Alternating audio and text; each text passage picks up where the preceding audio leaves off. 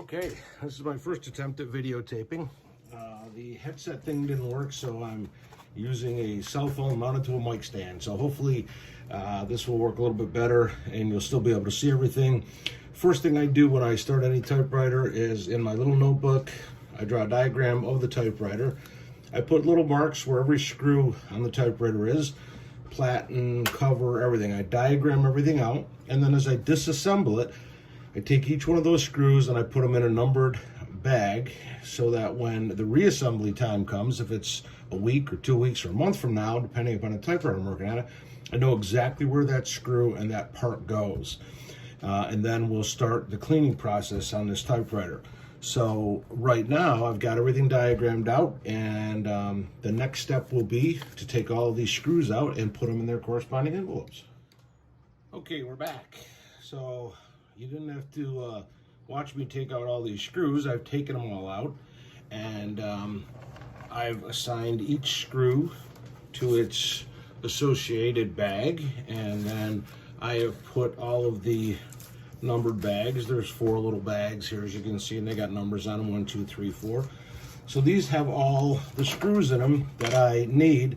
So now when I go to take and put this back together, I'll know where every screw is. And if there were some missing screws, I know that I have to take, for example, this screw and say, oh, this bag, I gotta go to the hardware store and try to find some.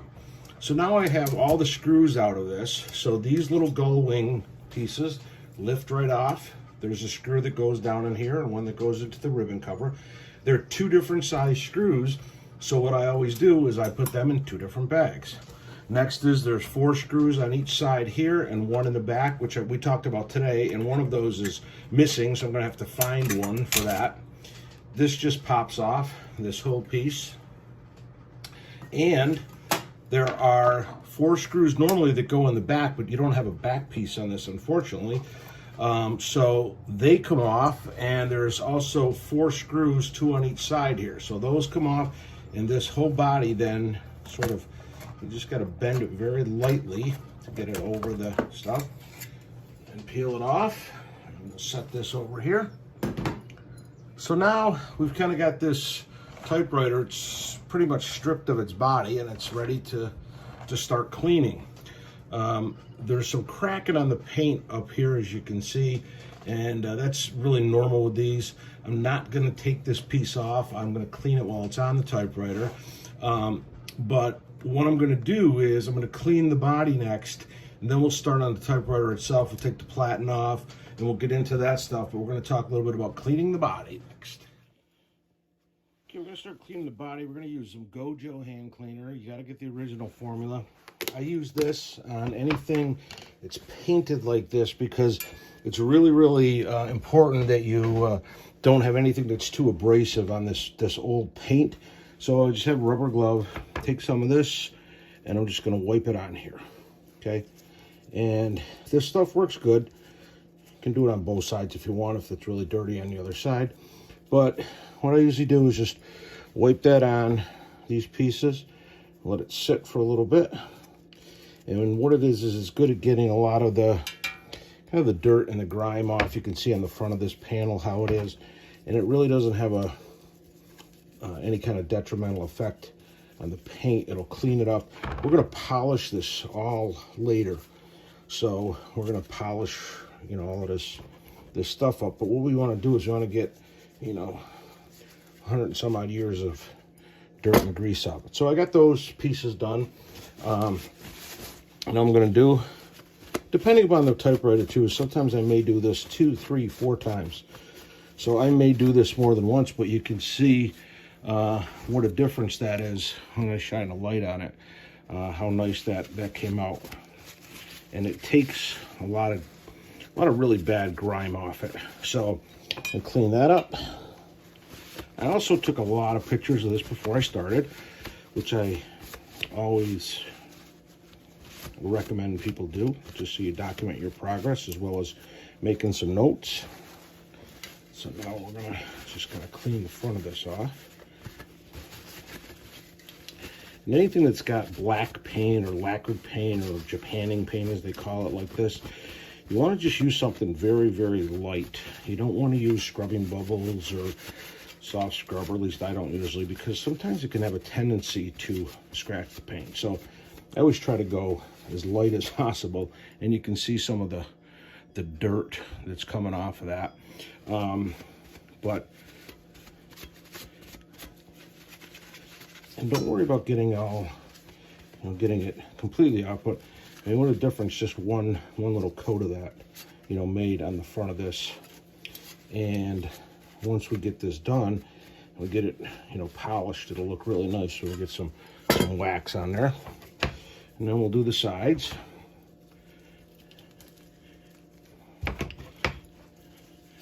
And typically, I don't really do a lot of touch-up, and it's really hard to do on these, especially with these duotone paint jobs. They're kind of hard to kind of do. But so I just rub that all on good, so you can sort of see it's covered with that. Make sure you got it good and done. The other thing I always suggest is when you're doing painting parts like this is put them on a cloth, because the last thing you want to do is accidentally have a screw or something sitting there and it scratches your paint, and then you're really in trouble to try to match the paint. So you can see how well this cleans up, and this will be really, really nice when we once we get it finished. We wax it up, and then for these little screw holes, I just take a Q-tip and hit the screw holes to clean the gunk out of there and clean the Gojo out of there on each side. And we should be pretty good to go here. The inside's not in bad shape. And the back, the back's got some stuff on it, so we'll just do this back here. If we had a back piece, we would do that. The only thing I would caution too is that when you're doing them, go very, very light around any decals that are on a typewriter with the Gojo. And then, you could put it around it and then kind of wipe it off. And sometimes just wiping it off and wiping it over it will take care of it. So, okay, so that came out pretty good. That's most of our body is done. We got to do that one piece on the top. And then next video, we will, I'll set these aside for right now. And then in the next video, we'll start doing the typewriter itself. Okay, next we got to take this crossbar off here to get at these feed rollers, because I got to take these feed rollers off. So I had to put a little Marvel Mystery Oil in each one of these screws, and I'm holding it with a pair of vice grips since my lovely last accident where I stabbed myself, and putting those in their respective baggie.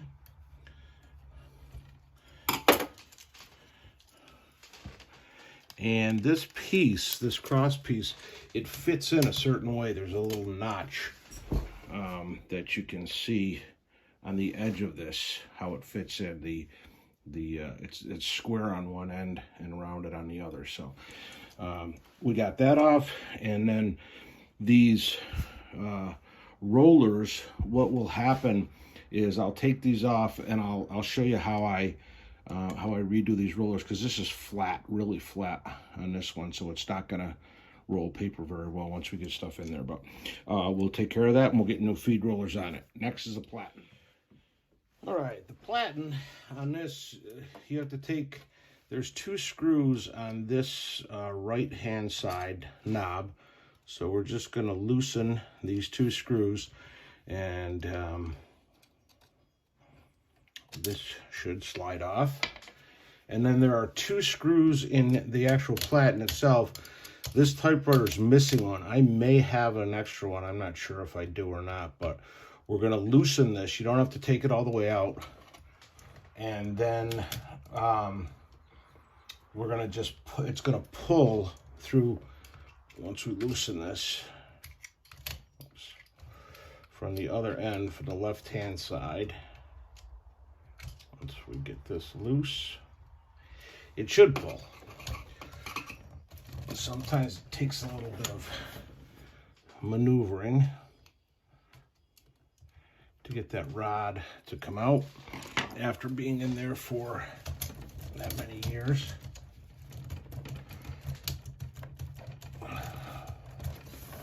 Obviously, this one Doesn't want to come out. So sometimes what you can do with these is tilt them up on end like this. And I'm just going to take some Marvel Mystery Oil again and just put it on that rod. And just kind of let it sit back down in there for now. And I'm going to pull it.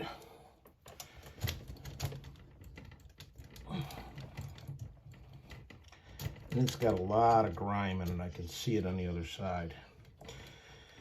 I'm trying to pull it out. So we're going to let that sit for a bit. Okay, we're back with the platen.